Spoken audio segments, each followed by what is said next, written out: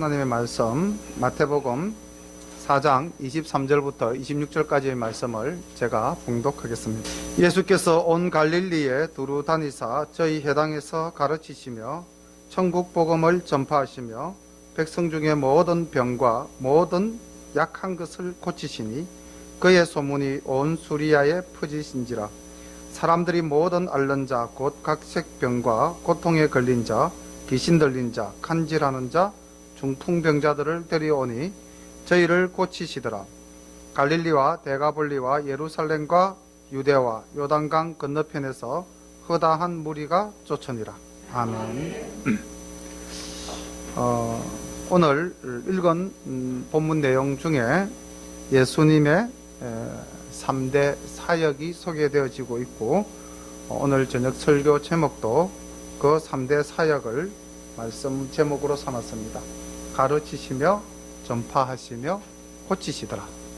근데 예수님께서는 이렇게 이제 우리에게 모범을 보여주셨는데, 그럼 오늘날 우리는 주님의 말씀을 받아서 어떻게 교회가 나아가야 할 것인가, 교회의 진정한 사명이 무엇인가, 이 부분에 대해서도 나중에 같이 함께 생각을 해보도록 하겠습니다. 마태복음 3장 1절부터 이제 말씀을 함께 보시면서 또 말씀을 증거하도록 하겠습니다. 그때에 세례 요한이 이르러 유대 광야에서 전파하여 가로되 회개하라 천국이 가까웠느니라 하였으니 저는 선지자 이사야로 말씀하신 자라. 일러서되 광야에 외치는 자의 소리가 있어 가로되 너희는 주의 길을 예비하라 그의 첩경을 평탄케 하라 하였느니라. 이 요한은 약대 트롯을 입고 허리에 가죽띠를 띠고 음식은 메뚜기와 숙청이었더라. 예수님 사역에 앞서서 한 사람을 소개하고 있는데 세례 요한입니다. 그럼 난데없이 세례 요한이 나타났는가? 아니죠. 그 앞에 타이밍을 이야기하고 있습니다. 그때에. 그래서 예수 믿는 사람은 때가 참 중요합니다. 내 욕심대로 안 된다 했을 때는 때가 이르지 않았다라고 생각하시면 됩니다. 예수님도 때가 찼을 때에 사역을 하시고 때가 찼을 때에 이적을 베푸셨습니다. 세례 요한이 그때에라고 하는 것은 예수님의 사역이 본격적으로 시작되기 바로 그 직전입니다. 세례 요한에 대한 이야기는 누가복음에서 굉장히 소개를 세밀하게 하고 있는데요. 누가복음 1장 15절에 천사가 나타나서 이제 세례 요한에 대해서 미리 예언합니다. 이렇게 기록되어져 있습니다. 누가복음 1장 15절부터 17절까지의 말씀을 보면 이는 그가 주 앞에 큰 자가 되며 포도주나 독한 술을 마시지 아니하며 모태로부터 성령의 충만함을 받아 이스라엘 자손을 주 곧 그들의 하나님께로 많이 돌아오게 하겠습니다. 그가 또 엘리야의 심령과 능력으로 주 앞에 먼저 와서 아버지의 마음을 자식에게 거스리는 자를 의인의 설기에 돌아오게 하고 주를 위하여 세운 백성을 준비하리라.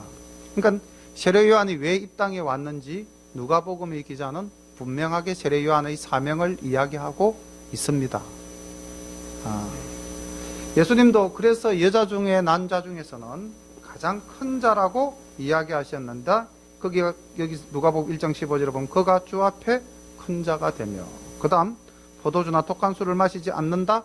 나실인이죠. 나실인으로서 마지막 선지자의 사명을 감당하고 주님 오시는 길을 예비하는 사람으로서의 기능을 하면서 이스라엘의 자손을 하나님께로 많이 돌아오게 하겠다.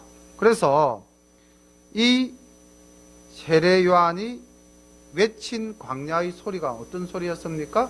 회개하라 천국이 가까웠느니라 라고 이야기를 했다. 이 말씀이 무엇일까요? 천국이 가까웠다. 하나님 나라가 가까워. 하나님이 이 땅에 오시면 그 땅은 곧 무슨 나라가 됩니까? 하나님 나라가 되는 거죠. 그러니까 쉽게 말하면 이게 무슨 말씀이겠습니까? 예수님 오실 때가 다 되었다라고 이제 우리가 봐도 무리가 없습니다. 하나님의 이 땅에 오셔서 이제 신이 활동하시는 시간이 임박하였음을 이야기합니다. 5절 이때에 예루살렘과 온 유대와 요단강 사방에서 다 그에게 나와 자기들의 죄를 자복하고 요단강에서 그에게 세례를 받더니 요한이 많은 바리새인과 사두개인이 세례 베푸는 데에 오는 것을 보고 이르되 독사의 자식들아 누가 너희를 가르쳐 임박한 진노를 피하라 하더냐. 그러므로 회개에 합당한 열매를 맺고 속으로 아브라함이 우리 조상이라고 생각하지 말라. 내가 너희에게 이르노니 하나님이 능히 이 돌들로도 아브라함의 자손이 되게 하시리라. 이미 도끼가 나무 뿌리에 놓였으니 좋은 열매 맺지 아니하는 나무마다 찍어 불에 던지우리라. 굉장히 무서운 말씀을 누구에게 지금 하고 있습니까? 이스라엘 백성들이라고 봐도 되겠고요. 또 좀 축소하면은 바리새인들과 사두개인들. 그리고 이 사두개인과 바리새인들은 내가 정말 아브라함의 자손이요, 또 종교 지도자요, 사회 지도자요, 하나님의 말씀을 가르치는 자다. 그런 교만한 마음을 가지고 아마 세례 요한이 어떻게 세례를 베푸는가 구경하러 왔었겠죠. 그가 뭐 세례를 받으러 왔겠습니까? 그러니까 요한은 이미 그들의 마음 상태를 알고 있었던 겁니다. 그리고 그들이 선민이라는 선민의식과 지배계층으로서의 어떤 그런 교만함을 알고 계셨기 때문에 아브라함의 자손이라고 자랑하지 말라고 이야기하시고 있죠. 그 다음 그들에게 뭐라고 말씀하냐면요, 회개하고 합당한 열매를 맺어라 라고 이야기를 하고 있습니다. 이 말씀은 오늘의 우리 삶 속에도 적용할 수 있습니다. 우리가 하나님의 자녀요, 우리가 예수 믿는 자요, 우리가 구원받은 백성이요, 자 그렇게 생각하시면서 나는 이만하면 됐노라, 그런 어떤 신앙에 대한 자고심을 가지고 있다면은 다시 한 번 더 나를 잘 돌아봐야 됩니다. 그 말씀의 거울이 바로 이 부분입니다. 회개에 합당한 열매를 맺어라. 회개에 합당한 열매가 무엇일까요? 이것도 누가복음에서는 굉장히 자세하게 가르치고 있습니다. 누가복음 3장 10절부터 14절까지를 보면은 그 당시 이스라엘 백성들에게 회개에 합당한 열매가 무엇인지 아주 구체적으로 상술하고 있는데요. 3장 10절 봅니다. 무리가 물어 가로되 그러하면 우리가 무엇을 하리이까? 대답하여 가로되 옷 두 벌 있는 자는 옷 없는 자에게 나눠줄 것이요 먹을 것이 없는 자도 있는 자도 그렇게 할 것이니라 하고, 세리들도 세례를 받고자 하여 와서 가로되 선생이여 우리가 무엇을 하리이까 하매 가로되 정한 새 외에는 넉징치 말라 하고, 군병들도 물어 가로되 우리는 무엇을 하리이까 하매 가로되 사람에게 강포하지 말며 무소하지 말고 받는 요를 족한 줄로 알라 하니라. 그러니까 생활 속에서 네가 공의를 베풀고 정의롭게 살아라는 것입니다. 이게 회개에 합당한 열매라는 것입니다. 우리가 삶 속에서 하나님의 말씀을 아는 것과 내가 실천하는 것이 다르다면은 굉장히 무서운 말이죠. 도끼가 이미 나무 뿌리에 놓여 있다라고 말씀하신 그 경고를 우리에게 주는 경고로 받아들일 수밖에 없는 겁니다. 만약에 내가 사업을 한다면 어떻게 사업을 해야 됩니까? 속임없이 진실하게. 내가 만약에 학교에서 가르치는 자라면 어떻게 해야 됩니까? 성실하게, 사랑하는 마음으로. 내가 학교에서 공부한 학생이라면 어떻게 해야 될까요? 최선을 다해서 열심히 각자의 자리에서 자기 받은 사명을 잘 감당하라는 것입니다. 세금을 걷는 세리에게는 더 거두지 마라. 사람을 괴롭히면서 세를 거두지 마라.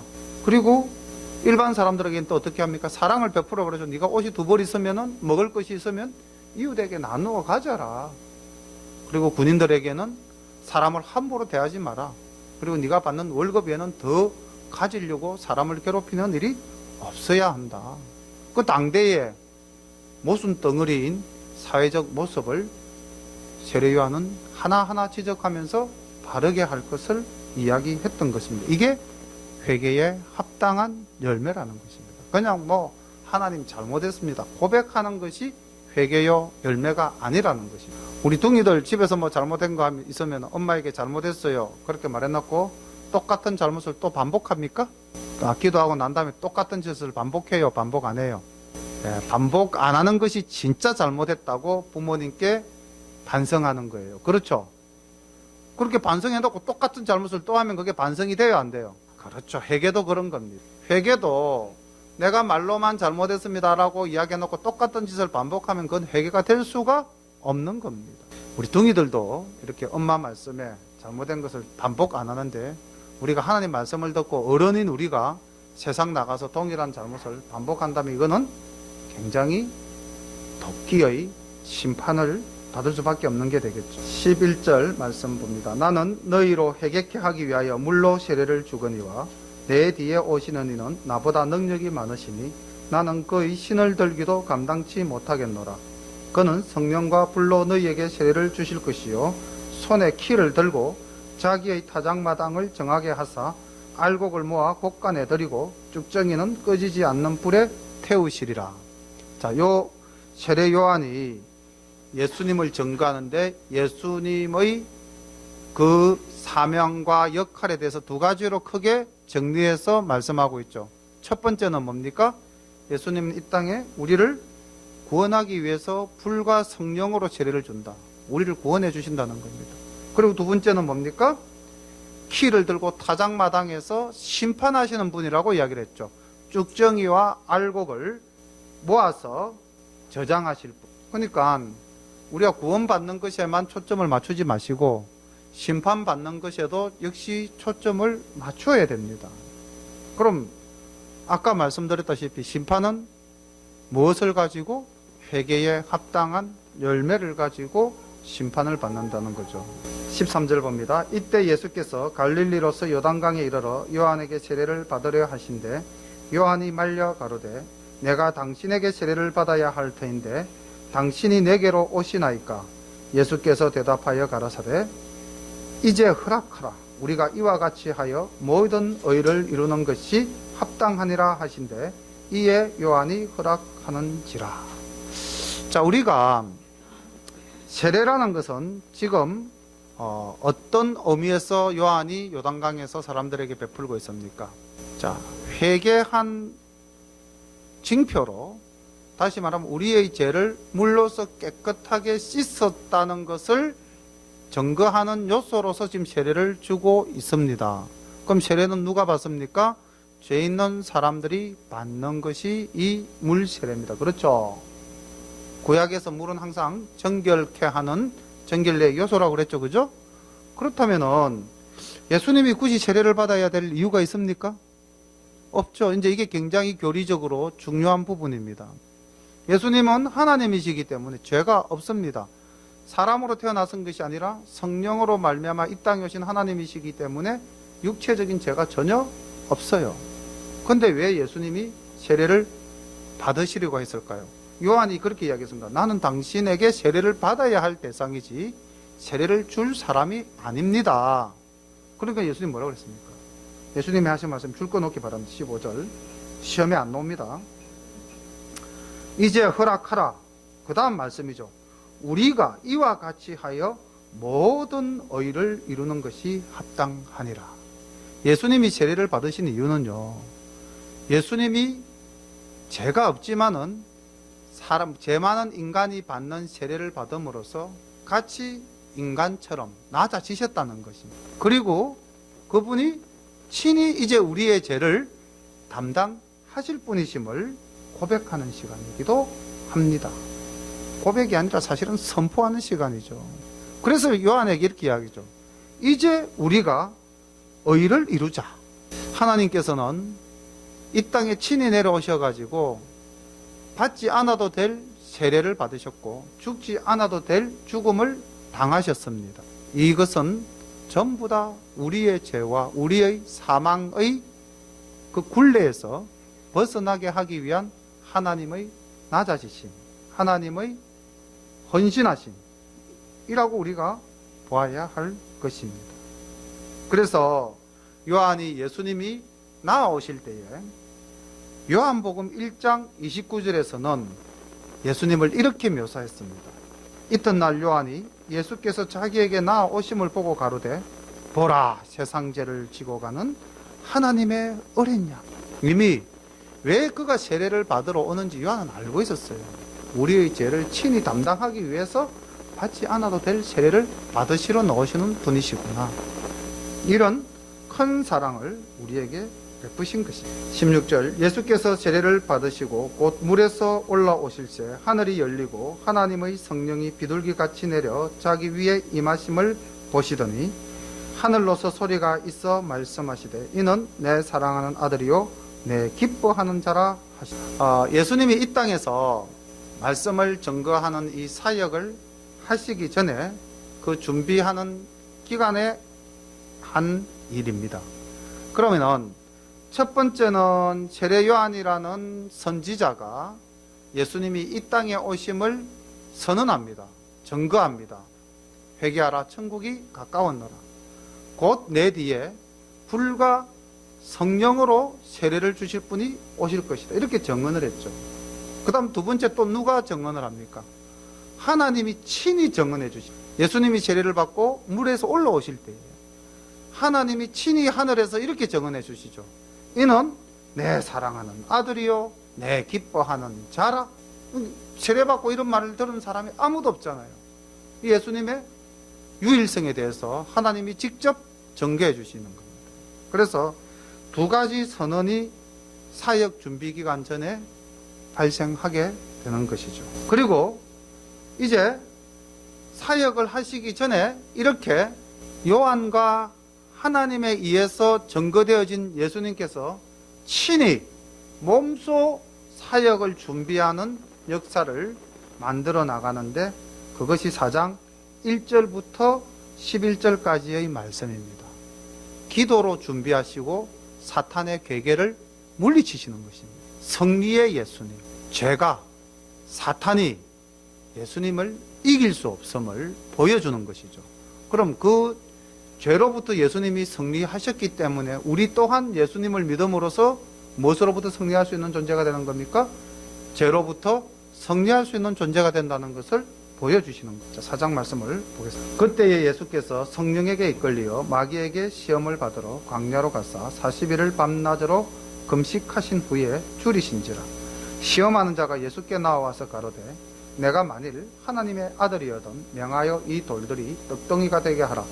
예수께서 대답하여 가라사대 기록되었으되 사람이 떡으로만 살 것이 아니요 하나님의 입으로 나오는 모든 말씀으로 살 것이라 하였느니라 하시니 이에 마귀가 예수를 거룩한 성으로 데려다가 성전 꼭대기에 세우고 가로되 내가 만일 하나님의 아들이여든 뛰어내리라.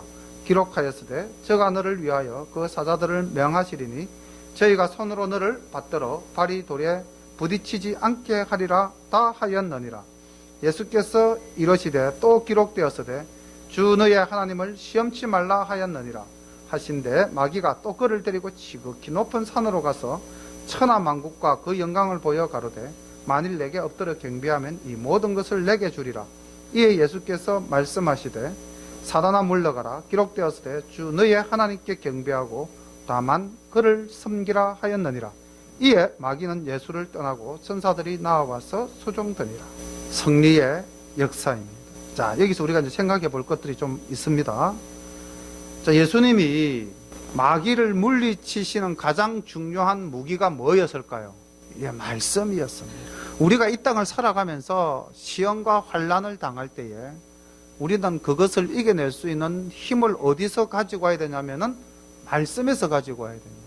또 하나 더 있습니다. 무엇이었을까요? 기도입니다. 기도라는 말은 구체적으로 기록되어 있지 않지만은 성령에 이끌려 강야로 가셔서 40일을 밤낮으로 금식하셨다. 이제 금식 기도를 하신 거죠. 예수님이시니까 40일 금식 기도 할 수 있지. 저는 40일 금식 기도 죽어도 못합니다. 정말입니다. 저보고 40일 금식 기도라면 저는 아마 죽을 것 같아요. 예수님께서는 본인이 이 땅에서 사역하시기 이전에 기도로 준비하시고 그 다음 시험이 닥쳐오시자 말씀으로 사단의 계계를 다 물리칩니다. 그리고요, 지금 이 때가 어떤 때냐면은 조금 전에 예수님께서 세례 받으셨죠. 그리고 요한의 증언 이후에 하나님으로부터의 증거, 이는 내 사랑하는 자요 내 기뻐하는 자라는 왕의 대관식 때 이루어지는 말씀을 예수님께서 이 땅의 메시아로, 이 땅의 왕으로 오심을 선언한 이후에 사탄의 시험이 있었습니다. 그러니까 모든 것이 잘 이루어져 갈 때, 그래서 사도 바울도 이렇게 이야기합니다. 선줄로 알 때에 넘어질까 주의하라. 우리가 예수님 잘 믿고 예수님의 자녀가 되고자 결심하고 은혜 받아서 성령 충만할 때, 그때 마귀가 와서 우리를 흔듭니다. 예수 믿으면 모든 것이 잘 되고 잘 될 것이다 라고 생각할 수 있는데, 예수님 믿으니까 고난이 오고 시련이 오고 환난이 오고 시험이 있을 수 있다는 거예요. 그럴 때 완전한 승리를 하기 위해서는 우리는 어떻게 해야 될까요? 기도와 말씀으로 무장해야 된다는 거죠. 그리고 마귀는요, 어떻게 다가오는지, 지금 여기서 마귀가 예수님을 시험하는 패턴이 세 가지죠. 첫 번째가 뭡니까? 돌을 떡으로 만들라고 그랬습니다. 자, 이 전의 배경이 뭐죠? 예수님께서 40일 금식하셨어요. 심히 줄인 가운데 계십니다.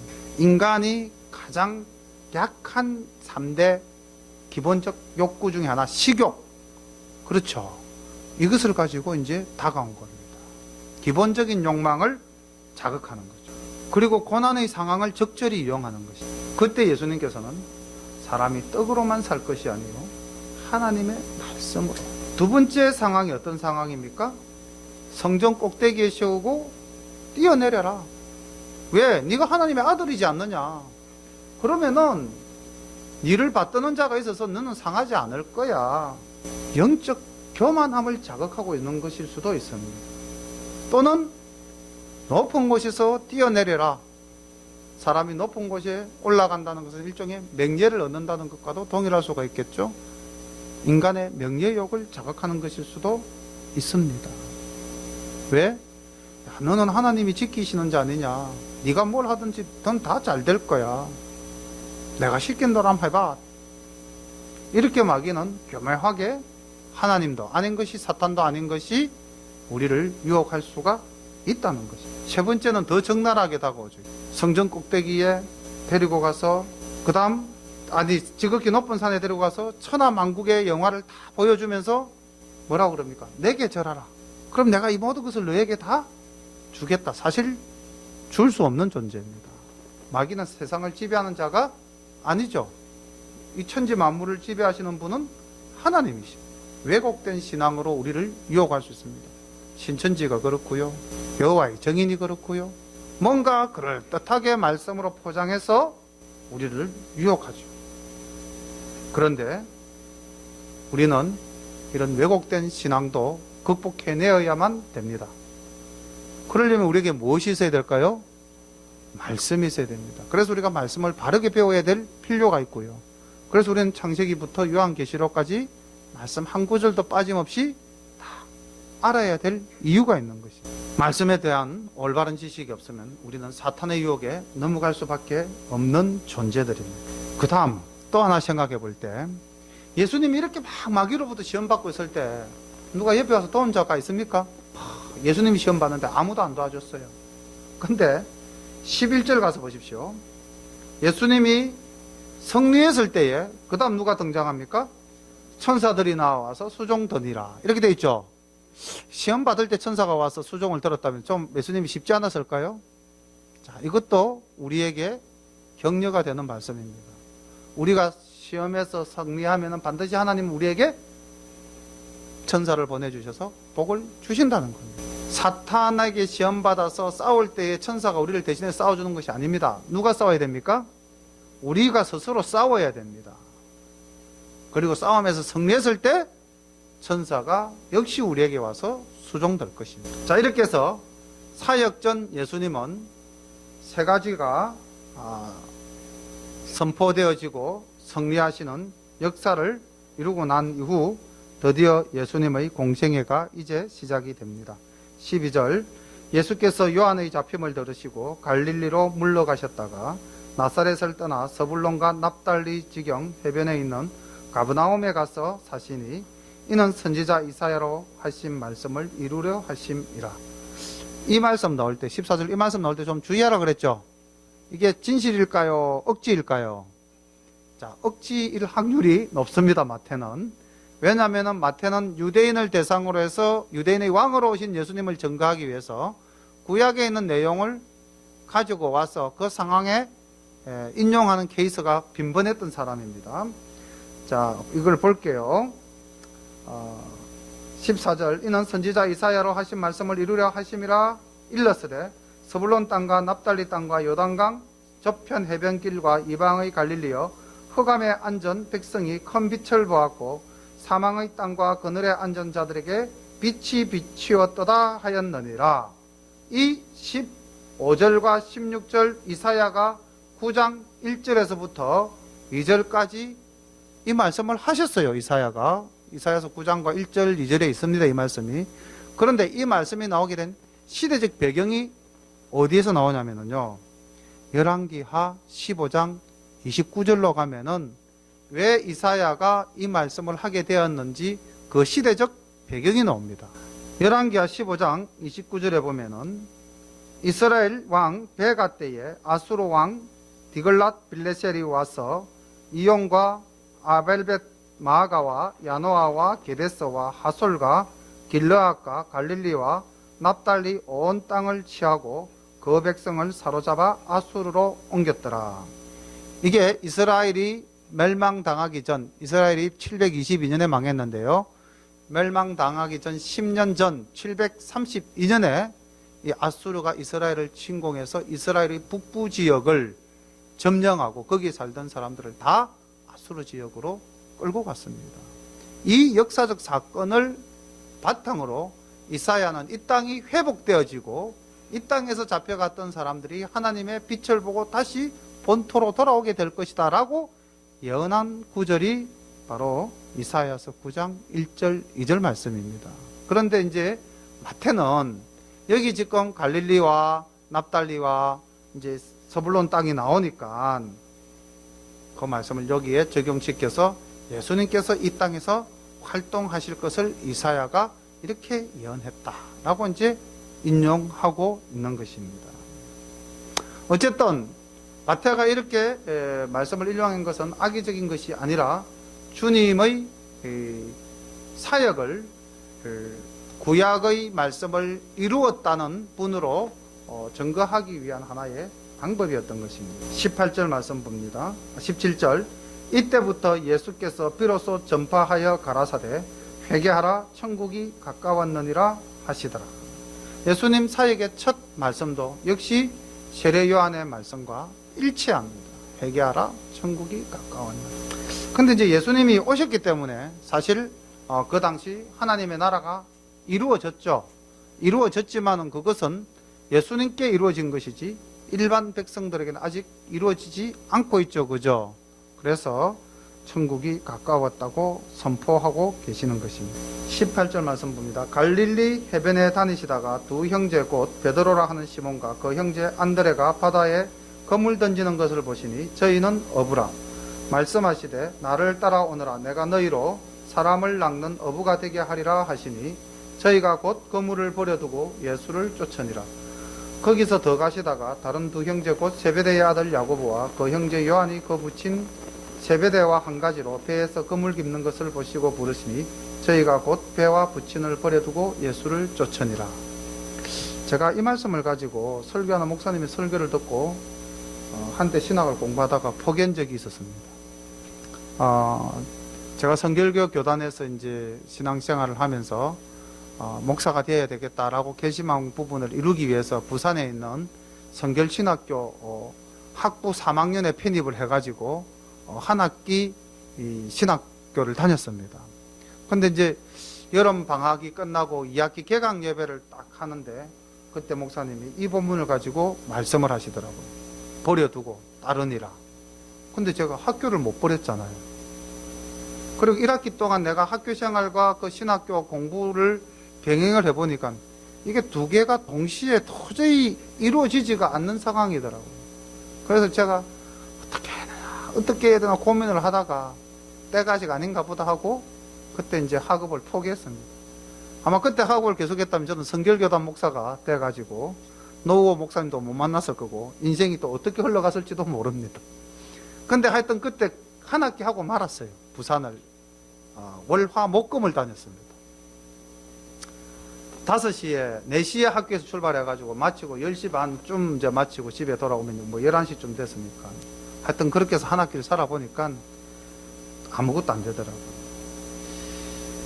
그때 제가 참 그 말씀에 내 신앙 고백이 참으로 내가 부족한 사람이다. 내가 아직까지 그 예수님의 제자로서 나아갈 수 없는 존재구나. 그렇게 생각을 했습니다. 신앙이 완전히 무르익지 않아서 그런 건지, 때가 차지 않아서 그런 건지, 아마 예수님을 따를 준비가 완벽하게 되지 못해서 그랬던 것 같습니다. 지금 여기 베드로와 안드레, 요한과 야고보는 예수님이 부르시니까 어떻게 반응합니까? 곧이라는 단어의 동그라미를 치시고 버려두고의 동그라미를 치면은 예수를 따르는 사람의 기본적인 자세는 적극적이고 전적인 순종, 그리고 결단과 포기, 이것이 굉장히 중요합니다. 오늘날 우리가 하나님의 자녀로 신앙생활을 한다면은 우리도 예수님의 제자지 않습니까? 그럼 우리에게도 이것이 요구될 수가 있죠. 그렇죠? 그래서 베드로는 무엇을 버렸죠? 배를 버려두고 예수님을 쫓았다고 기록되어 있습니다. 그렇죠? 요한과 야고보는 무엇을 버려두고?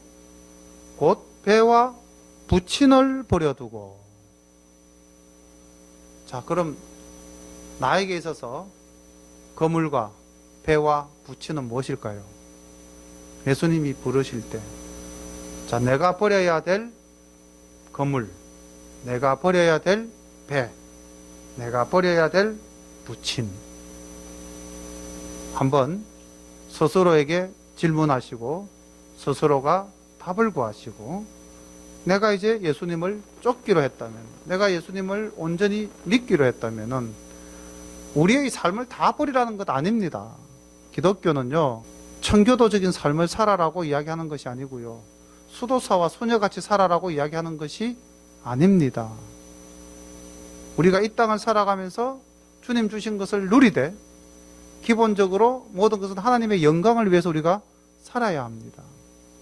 그럴 때 나의 욕망을 절제하라는 거예요. 내가 버려야 될 것, 하나님을 위해서 내가 드려야 할 것, 이것을 한번 깊이 생각해 보시기를 바랍니다. 그리고 또 하나 우리가 생각해 볼 것은, 예수님이 제자를 부르실 때에 누구를 불렀죠? 그들은 무엇이었죠? 어부라 그랬습니다. 자, 그럼 그 당시에 한번 생각을 해봅시다. 어부라는 이 직업을 가진 존재들은 사회적으로 존경의 대상이 됩니까? 배운 지식이 많습니까? 배운 것도 없고 사회적으로 약한 사람이죠. 예수님은 왜 그런 사람들을 불렀을까요? 왜 사두개인 바리새인과 같이 지식적으로 충만한 사람을 안 불렀을까요? 왜 종교적으로 하나님을 잘 아는 사람을 부르지 않았을까요? 왜 예수님은 그렇게 약한 사람들을 불렀을까요? 왜 오늘날 우리 이 열린교회에 우리 같은 사람들을 부르셨을까요? 전들 그렇게 뛰어난 사람입니까? 전들 전적이고 적극적이고 결단과 포기가 완벽하게 이루어져 있는 사람입니까?